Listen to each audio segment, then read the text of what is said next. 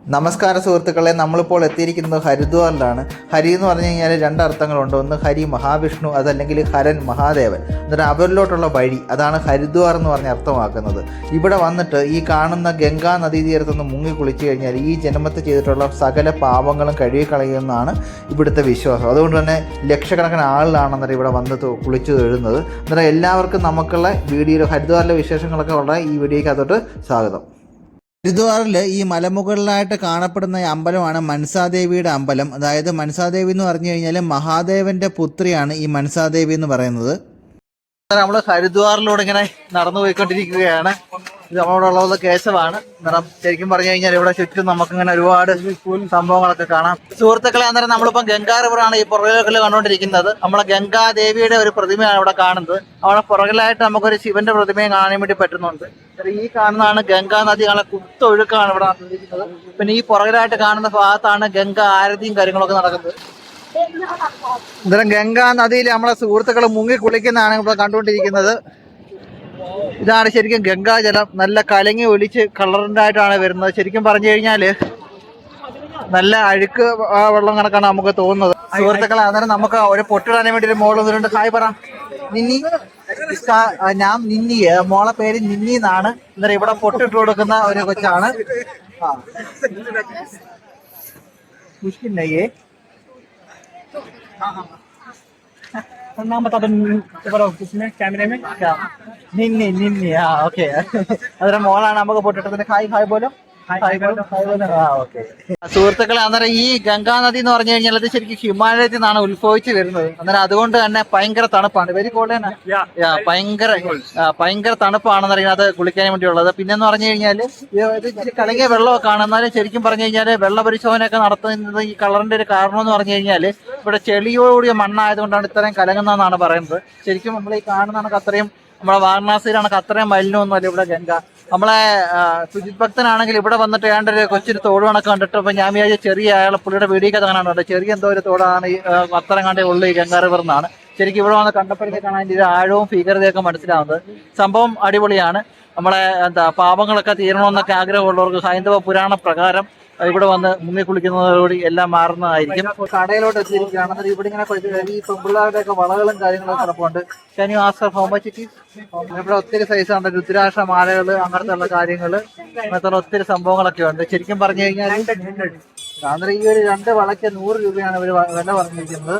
ഇന്ത്യയിലെ തന്നെ പുണ്യപുരാതനമായിട്ടുള്ള 7 സ്ഥലങ്ങളിലൊന്നാണ് ഈ ഹരിദ്വാർ എന്ന് പറയുന്നത്. ഇവിടെ ആണെങ്കിൽ നമുക്ക് ഒരുപാട് സൈസ് ശംഖുകള് കാര്യങ്ങള് അതൊക്കെ കാണാനും വേണ്ടി പറ്റുന്നുണ്ട്. പല സൈസിലുള്ള ശംഖുകള്, പിന്നെ ഉടുക്ക്, ശിവലിംഗങ്ങള്. പിന്നെ മാത്രമല്ല ഈ കാണുന്നതാണ് ഇവിടുത്തെ പ്രസാദം. ഇതാണ് ഇവിടുത്തെ പ്രസാദം എന്ന് പറയുന്നത്. രുദ്രാക്ഷവും തേങ്ങയും കാര്യങ്ങളും എല്ലാം ഉള്ള ഇവിടുത്തെ പ്രസാദമാണ് ഈ കാണുന്നത്.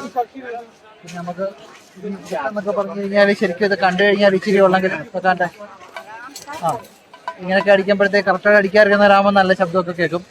സുഹൃത്തുക്കളെ, അന്നേരം നമ്മള് ഗംഗയിലൊക്കെ കുളിച്ച് കുറിയൊക്കെ തൊട്ടിട്ട് ഇനിയിപ്പോ നമ്മള് ഗംഗ ആരതി കാണാനും വേണ്ടി പോവുകയാണ്. ശരിക്കും ഇവിടെ നല്ല തിരക്കുണ്ട്. പാനിപ്പൂനി, പൂരി, അങ്ങനത്തെ ചെറിയ ചെറിയ ലൈറ്റ് ആയിട്ടുള്ള ആഹാരങ്ങളൊക്കെ ഇവിടെ കൊടുക്കുന്നുണ്ട്.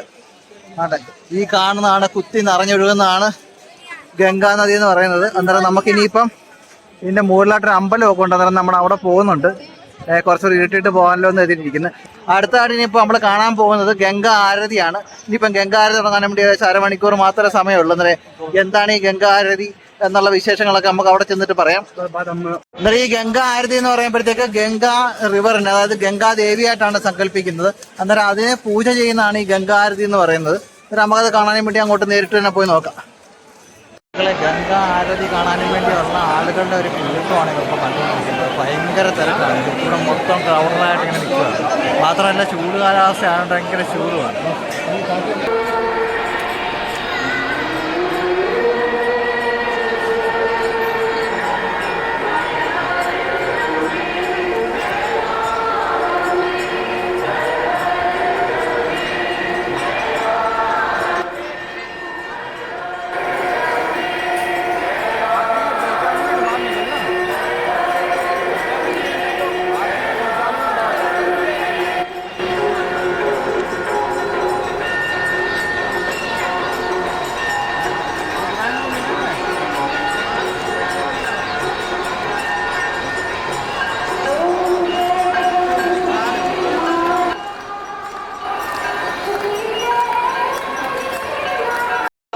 സുഹൃത്തുക്കളെ, ഈ കാണുന്നതാണ് ഗംഗാ ആരതി. ഗംഗാ മാതാവിനെ പൂജിക്കുന്നതാണ് നിങ്ങളിപ്പോൾ കണ്ടുകൊണ്ടിരിക്കുന്നത്. വലിയ പ്രാർത്ഥനയോടുകൂടിയാണ് എല്ലാവരും കൂടെ പ്രാർത്ഥിച്ചിട്ടൊക്കെയാണ് ഈ പൂജയും കാര്യങ്ങളൊക്കെ നടക്കുന്നത്.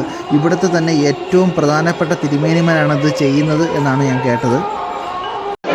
ഗംഗാ ആരതി കണ്ടിട്ട് വരുന്ന ആളുകളുടെ തിരക്കാണത്. ഭയങ്കര ക്രൗഡറാണ്. ഇതിനകത്തൂടെയൊക്കെ നമ്മൾ ശരിക്കും ഇച്ചിരി കഷ്ടപ്പെട്ട് പോവാണ്. പൊടി കുഞ്ഞുങ്ങളെ കൊണ്ടൊക്കെ വരുന്നു കഴിഞ്ഞാൽ ഇച്ചിരി ബുദ്ധിമുട്ടായിരിക്കും. നമ്മൾ വലിയവരായതുകൊണ്ട് കുഴപ്പമില്ല. പിന്നെ മാത്രമല്ല, ഇവിടുത്തെ ഉത്സവങ്ങളൊക്കെ വരുന്ന സമയത്ത് ഇപ്പം വേറെ ഒരു ആരതിയായിട്ട് ഇത്രയധികം ക്രൗഡാണ്. ഉത്സവമൊക്കെ വരുന്ന സമയത്തെന്ന് പറഞ്ഞു കഴിഞ്ഞാൽ ഏകദേശം 10 ലക്ഷത്തോളം ആളുകൾ വരുമെന്നാണ് പറയുന്നത്. അതായത് ഒരു ഹിന്ദു ഉത്സവത്തിൽ ഏറ്റവും കൂടുതൽ ആളുകൾ കൂടുന്നത് ഈ ഒരു ഇവിടുത്തെ ഉത്സവത്തിൻ്റെ സമയത്താണെന്നാണ് പറയുന്നത്. എന്തുമാത്രം വലിയ ക്രൗഡാണെന്ന് നോക്ക് സുഹൃത്തുക്കൾ. അന്നേരം ഗംഗാരതിയൊക്കെ കഴിഞ്ഞതിന് ശേഷം നമ്മൾ മനസാദേവിയുടെ അമ്പലം, നേരത്തെ നമ്മൾ വീഡിയോയുടെ തുടക്കത്തിൽ കാണിച്ചില്ലായിരുന്നു, ഒരു മലയുടെ മുകളിലായിട്ടുള്ള അമ്പലം, ഒരു അങ്ങോട്ടാണെന്നേരം നമ്മളിപ്പം പോയിക്കൊണ്ടിരിക്കുന്നത്. ശരിക്കും ഇത്രയും ക്രൗഡിന്റെ ഒരു കാരണം എന്ന് പറഞ്ഞു കഴിഞ്ഞാൽ ഇന്ന് സാറ്റർഡേ ആണ്, നാളെ അവധിയല്ലേ, എല്ലാവരും ഇങ്ങനെ വരും. എന്തൊരു ക്രൗഡാണെന്ന് നോക്കില് ഇങ്ങോട്ട് ഒത്തിരി ആളുകളിങ്ങനെ